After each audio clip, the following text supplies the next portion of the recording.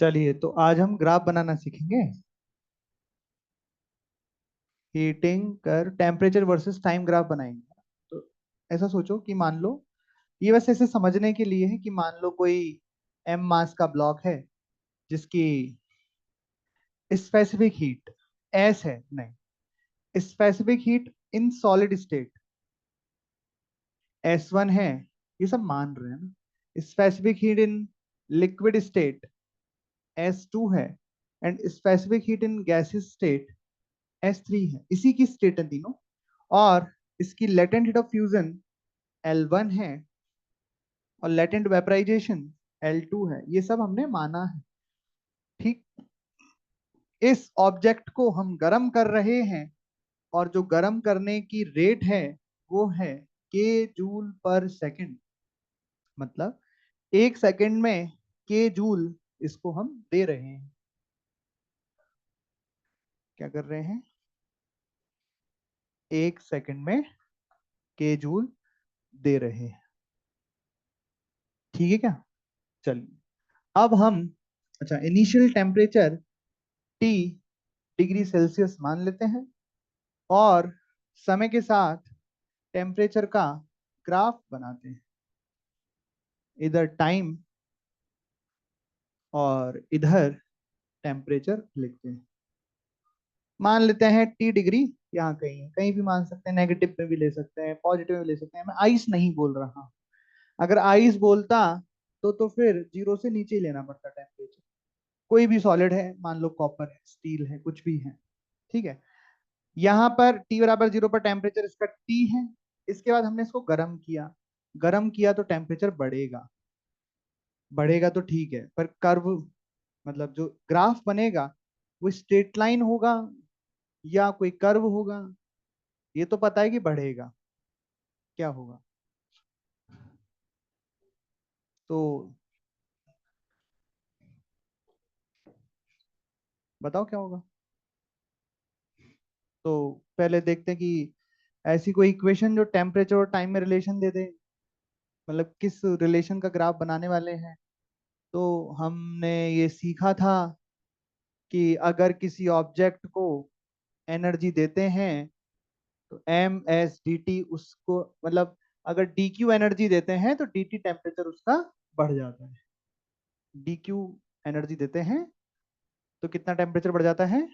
dt temperature बढ़ता है। ये रिलेशन होता है dq बराबर ms dt। इसको इंटीग्रेट करके dq बराबर ms डेल्टा t हम लिख ले सकते हैं ना।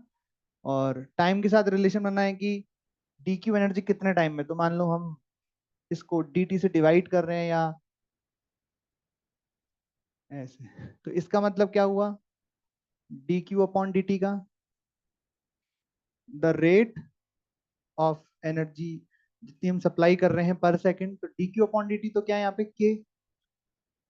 के जूल पर सेकंड एनर्जी। इसको मतलब dq अपॉन dt क्या है? Rate of energy transfer, rate of heat transfer, dq upon dt, जिसकी यूनिट क्या होगी? जूल पर सेकंड, जो कि कांस्टेंट है यहाँ पे। क्या है? कांस्टेंट है यहाँ पे। ठीक है क्या? और अगर ये ग्राफ हम देखें तो ग्राफ में बाय एक्सिस पर कौन है? टेम्परेचर। एक्स पे कौन है? टाइम। तो स्लोप क्या होती है? dy by D x. इसको मैं लिख रहा हूँ कैपिटल टी, इसको लिख रहे हैं अपन स्मॉल टी। तो इसमें स्लोप क्या हो जाएगी? dt by D T. तो dt बाई डी टी यहाँ से आ रहेगा। अच्छा, dq अपॉन dt की जगह क्या लिख सकते हैं? k। ये हो जाएगा ms dt बाई dt। और अगर dt बाई dt हम देखें तो ये कांस्टेंट आ रहा है। कांस्टेंट इसलिए आ रहा है क्योंकि dq अपॉन dt कांस्टेंट है। अगर dq अपॉन dt वेरिएबल होता तो ये वेरी कर जाता। ये dq अपॉन dt को k क्यों लिख दिया? दिया हुआ था, मास तो कांस्टेंट ही है। तो अगर स्लोप कांस्टेंट आ गई तो कैसा ग्राफ बनना चाहिए? स्ट्रेट लाइन ग्राफ बनना चाहिए। मतलब ये स्ट्रेट लाइन बनेगा। कब तक बढ़ता जाएगा टेम्परेचर? जब तक ये अपने मेल्टिंग पॉइंट तक ना पहुंच जाए, उसके बाद। और यहाँ पे जो स्लोप दिखाई दे रही है इसको मान लेते हैं अगर θ1। और अभी कौन सी स्टेट में है ये? सॉलिड। तो सॉलिड स्टेट का एस क्या लिया है? S1। तो ये क्या आना चाहिए? k upon ms1। ये क्या है? उधर लिख लेता हूँ, tan θ1। tan θ1 is equal to k upon ms1 ऐसा। ठीक है, इसके बाद और हीट दी तो अभी टेम्परेचर नहीं बढ़ेगा, क्या होएगा, क्या होएगा, ये पिघलेगा, मतलब कौन सी स्टेट में रहेगा, सॉलिड प्लस लिक्विड। ये जो लेंथ है, मान लो ये T1 टाइम में पिघला, पिघलने में कितना समय लगा, T1। ये T1 और उसका रिलेशन निकालना हो तो कैसे निकाल सकते, T1 निकालना हो तो कैसे निकाल सकते, तो कौन सी इक्वेशन लगेगी यहाँ पे, Q बराबर m इंटू एल। तो T1 टाइम में कितनी एनर्जी ट्रांसफर हुई होगी, के T1। क्यों हुई होगी के T1, और ये कौन सा होएगा, फ्यूजन, फ्यूजन का एल क्या लिया हुआ है, L1, ये क्या हो जाएगा L1। तो T1 बराबर कितना आ गया, m L1 अपॉन के। तो ये T1 आ गया L1 के प्रोपोर्शनल, m और k तो कांस्टेंट हो जाएंगे, जितना बड़ा L होएगा, मतलब अगर अगर अलग अलग मास में कंपैरिजन हो रहा है तो फिर मास का भी फैक्टर आएगा, और केवल अगर बोलोगे मास सेम है, एनर्जी जो ट्रांसफर हो रही है वो रेट सेम है, तो जिसका लेटेंट हीट ऑफ फ्यूजन बड़ा होगा उसको टाइम पिघलने में ज्यादा लगेगा, सही बात भी है। फिर आगे चलेंगे तो क्या होएगा, वापस से टेम्परेचर बढ़ने लगेगा, कब तक, सॉलिड से सॉलिड प्लस लिक्विड, यहाँ कौन सी स्टेट है, लिक्विड, और कब तक, बॉइलिंग पॉइंट तक। और बॉइलिंग, अच्छा यहाँ पे, अब यहाँ पे जो स्लोप आएगा तो डायरेक्ट बोलो कितनी आएगी, टेन थीटा टू बराबर के बाय ms2, क्योंकि लिक्विड के लिए L(S2) माना हुआ है। उसके बाद क्या होएगा, वापस से कांस्टेंट टेम्परेचर, और मान लो इसमें जो भी टाइम लगा है T2 टाइम लगा है, मान लो यहाँ से यहाँ, तो T2 बराबर क्या लिखा, T2 बराबर m L2 अपॉन के, और उसके बाद फिर टेम्परेचर बढ़ाया, फिर बढ़ता जाएगा ये 3, तो टेन थीटा थ्री कितना लिखा, के अपॉन ms3। बस यही है ग्राफ, यही है इसका हीटिंग कर्व। इस ग्राफ में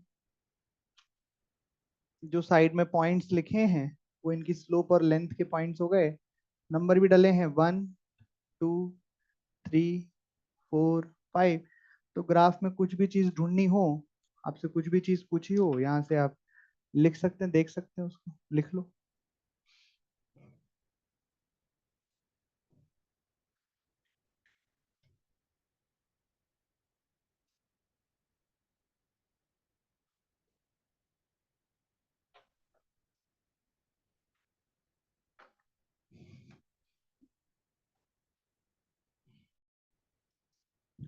ग्राफ के बाद है वाटर इक्विवेलेंट, हेडिंग डालो वाटर इक्विवेलेंट।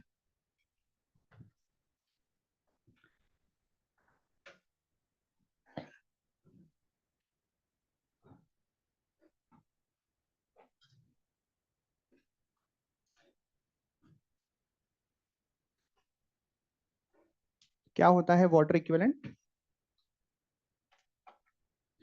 तो सुनिए, तो कई बार जैसे किसी कंटेनर में पानी को गर्म किया है, या किसी भी चीज को किसी भी चीज में गर्म किया, उससे कोई फर्क नहीं पड़ता। कई बार किसी ऐसी चीज जो पानी नहीं है, क्वेश्चन में यूज हो रही है, और उसको आप गर्म कर रहे हैं, तो कैलकुलेशन हो जाए उसके लिए आपको क्या क्या देना पड़ेगा, साथ में उसका मास देना पड़ेगा, और उसकी इसकी स्पेसिफिक हीट कैपेसिटी देनी पड़ेगी। जैसे कल हमने क्वेश्चन किया था कोई स्टीम वाला, स्टीम 100 डिग्री सेल्सियस पर आ रही है, पानी का मास था 1.1 kg, और एक कंटेनर था, कंटेनर का कुछ मास और स्पेसिफिक हीट कैपेसिटी थी, कंटेनर का मास दिया था 1 kg, और स्पेसिफिक हीट कैपेसिटी शायद 2 कैलोरी पर ग्राम पर डिग्री सेल्सियस दी थी। तो वहां देनी पड़ी, क्या देनी पड़ी, specific heat capacity and mass देना पड़ा कंटेनर। ठीक है, तो ये एक्स्ट्रा इन्फॉर्मेशन देनी पड़ी, पर उसकी जगह पर उस कंटेनर का वाटर इक्विवेलेंट दिया जाता है। क्या दिया जाता है? वाटर इक्विवेलेंट दिया जाता है। तो क्या है ये वाटर इक्विवेलेंट का मतलब? कि उस कंटेनर को पानी से रिप्लेस कर दो। ये है वाटर इक्विवेलेंट का मतलब। उस कंटेनर को किससे रिप्लेस कर दो? पानी से। बोले ऐसे कैसे रिप्लेस करते हैं? कंटेनर की प्रॉपर्टी अलग है, कंटेनर का मटेरियल अलग है।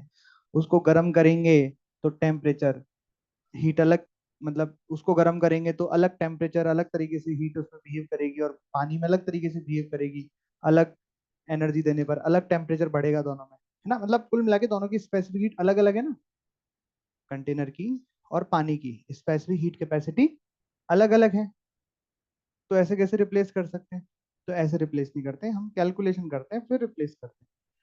तो ऐसे करते हैं कि मान लो कंटेनर है, कंटेनर का टेम्परेचर आपको डेल्टा टी डिग्री सेल्सियस बढ़ाना है या डेल्टा टी बढ़ाना है। तो वैसा करने के लिए आपको कंटेनर को कुछ एनर्जी देनी पड़ेगी। मान लो एनर्जी कितनी आई? Q I.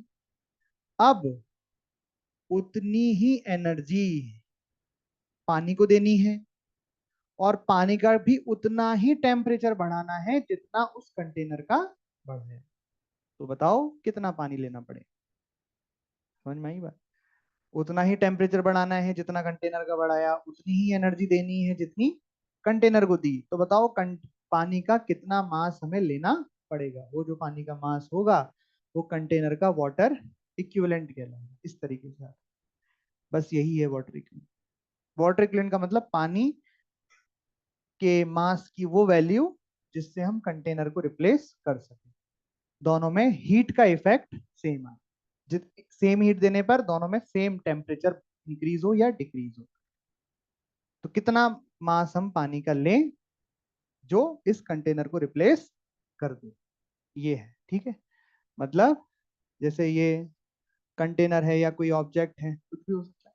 कंटेनर की जरूरत होना है, कोई भी ऑब्जेक्ट। तो मान लो ये कोई ऑब्जेक्ट है, कॉपर का है, का है, हमें क्या पता। ये हो गया मास ऑफ द ऑब्जेक्ट, इसकी स्पेसिफिक कैपेसिटी हो गई एस पी। पी मतलब body, mass of the body, S of the body. इसका हमें डेल्टा टी टेम्परेचर बढ़ाना है तो एनर्जी कितनी देनी पड़ेगी? M B S B delta T.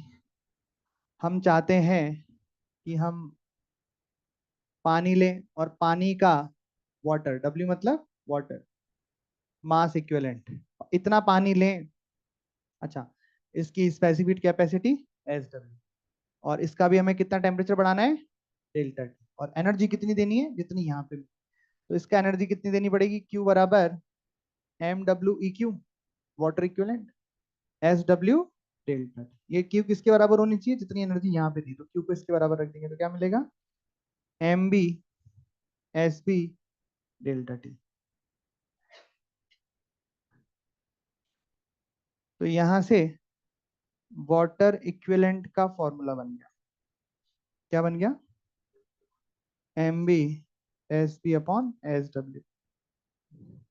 या ऐसे सोच लो इसको कि एस डब्ल्यू को इधर ले जाओ, तो जहां जहां M B into S B का टर्म आएगा आपकी कैलकुलेशन में, वहां वहां आप किसको यूज कर सकते हो?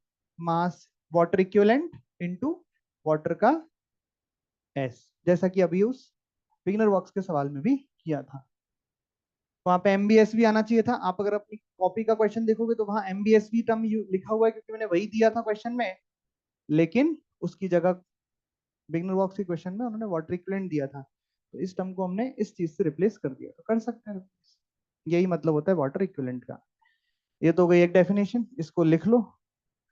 फिर एक और है हीट कैपेसिटी, वो भी लिख लेते हैं। पहले ये नोट करो, वाटर इक्विवेलेंट में ये नोट कर लो, वाटर इक्विवेलेंट का फॉर्मूला लिख लो बस। कैलकुलेशन में क्या काम आएगा?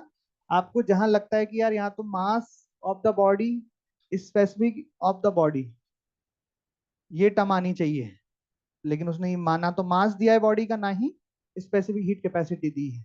लेकिन आपको दिख रहा है उसमें कि वाटर इक्विवेलेंट दिया हुआ है, तो आप इनके मल्टीप्लाई की जगह इनका मल्टीप्लाई यूज ले सकते हैं। मतलब उस बॉडी को, कंटेनर को जिसका कि वाटर इक्विवेलेंट दिया है, उसके मास को इससे रिप्लेस करके उसको एज अ पानी की तरह, वाटर की तरह ट्रीट कर सकते।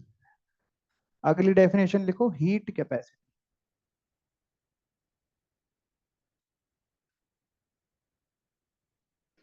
हीट कैपेसिटी में लिखो energy required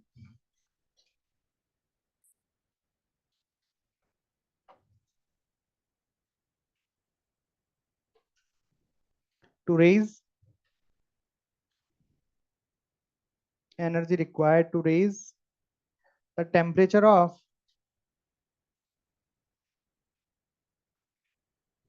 energy required to raise the temperature of given material